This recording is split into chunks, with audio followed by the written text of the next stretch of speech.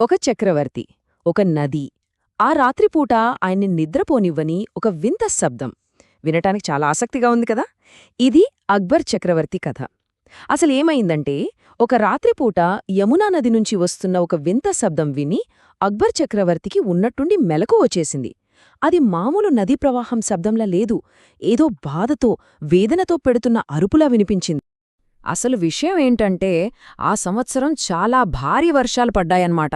దాంతో యమునా నది ఉప్పొంగి ప్రవహిస్తోంది. ఆ రాత్రి నిశ్శబ్దంలో ఆ ప్రవాహం చేసే శబ్దం అక్బర్ చక్రవర్తికి ఒక పెద్ద ఆర్తనాదంలా వినిపించింది.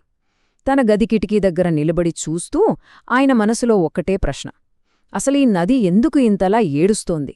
సో ఆ నది ఏడుపు చక్రవర్తిని రాత్రంతా నిద్రపోనివ్వలేదు. ఆ శబ్దం, ఆ ప్రశ్న ఆయన మనసులో అలా నాటుకుపోయాయి. దాంతో అసలు కంటిమీద కునుకేలేదు. ఆ ప్రశ్న మాత్రం ఆయన ఇంకా ఇంకా తొలిచేస్తోంది.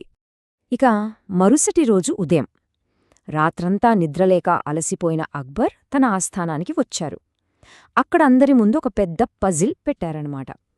సభలో ఉన్న వాళ్ళందరి వైపు సూటిగా చూస్తూ ఇలా అడిగారు: యమునా నది ఎందుకు ఏడుస్తోంది? అంతే, సభ మొత్తం నిశ్శబ్దం. చక్రవర్తి అడిగిన ప్రశ్నకు సభలో ఉన్నవాళ్లంతా ఒక్కసారిగా షాక్ అయ్యారు. అందరూ ఒకరి ముఖాలు ఒకరు చూసుకుంటున్నారు. అంతే, ఎవ్వరి దగ్గరా సమాధానం లేదు. వాళ్ల మౌనం చూస్తేనే అర్థమవుతోంది ఆ ప్రశ్న ఎంత విచిత్రంగా ఉందో. చూడండి, సభలో అందరూ అలా అయోమయంలో ఉండిపోతే బీర్బల్ మాత్రం చాలా భిన్నంగా ఆలోచించాడు. ఆయన చాలా వినయంగా ఒక పద్ధతి ప్రకారం స్పందించాడు. అందరూ సైలెంట్గా ఉంటే బీర్బల్ ముందుకొచ్చి, మహారాజా, నేను ఆ శబ్దాన్ని ఒక్కసారి నా చెవులతో వింటే కాని ఏమీ చెప్పలేను అనన్నారు. ఇక్కడే మన కథ ఒక పెద్ద టర్న్ తీసుకుంటుంది. సరే, అక్బరూ ఒప్పుకున్నారు. ఆ రాత్రి బీర్బల్ చక్రవర్తి గదికి వెళ్లారు. ఇద్దరూ కలిసి కిటికీ దగ్గర నిల్చున్నారు. బీర్బల్ ఆ నదీ శబ్దాన్ని చాలా శ్రద్ధగా వినడం మొదలుపెట్టారు. అంటే జస్ట్ శబ్దాన్ని వినడం కాదు, దాని వెనుకున్న ఫీలింగ్, దాని బాధను అర్థం చేసుకోవడానికి ప్రయత్నించారన్నమాట. కొంతసేపు మౌనంగా విన్నాక బీర్బల్ ఒక అద్భుతమైన సమాధానం చెప్పారు. అది లాజిక్తో చెప్పిన జవాబు కాదు, ఒక లోతైన సానుభూతితో చెప్పిన మాట. ఏమన్నారంటే, మహారాజా, యమునా నది ఎక్కడ పుట్టింది? తన తండ్రి అయిన హిమాలయ పర్వతాల దగ్గర.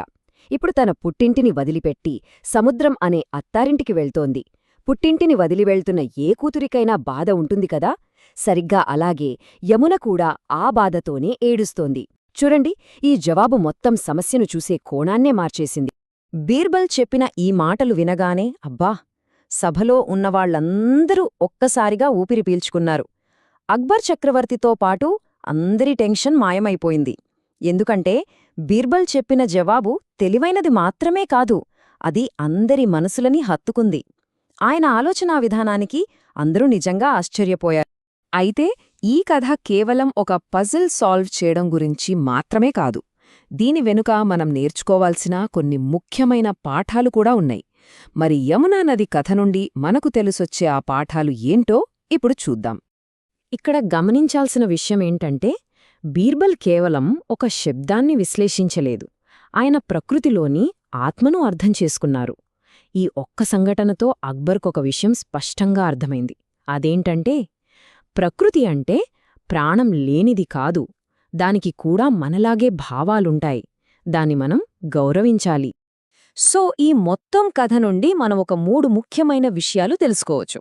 మొదటిదేంటంటే, తెలివి అంటే కేవలం మాటలు చెప్పడం కాదు, ఫీలింగ్స్ని అర్థం చేసుకోవడం. ఇక రెండోది, మనం ప్రకృతిని గౌరవించాలి, అది చాలా ముఖ్యం. ఇంకా మూడోది, ఆలోచించి మాట్లాడితే, అంటే సానుభూతితో ఆలోచిస్తే ఏ సమస్యనైనా సాల్వ్ చేయొచ్చు.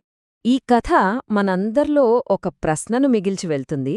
ఏంటంటే, కొన్నిసార్లు లాజిక్, ఫ్యాక్ట్స్ పని చెయ్యనప్పుడు ఎమోషనల్గా ఒక విషయాన్ని అర్థం చేసుకోవడమే కరెక్ట్ దారి కావచ్చు కదా. ఆలోచించండి, కొన్ని సమస్యలకు సమాధానాలు బ్రెయిన్తో కాదు, హార్ట్తో వెతకాలేమో.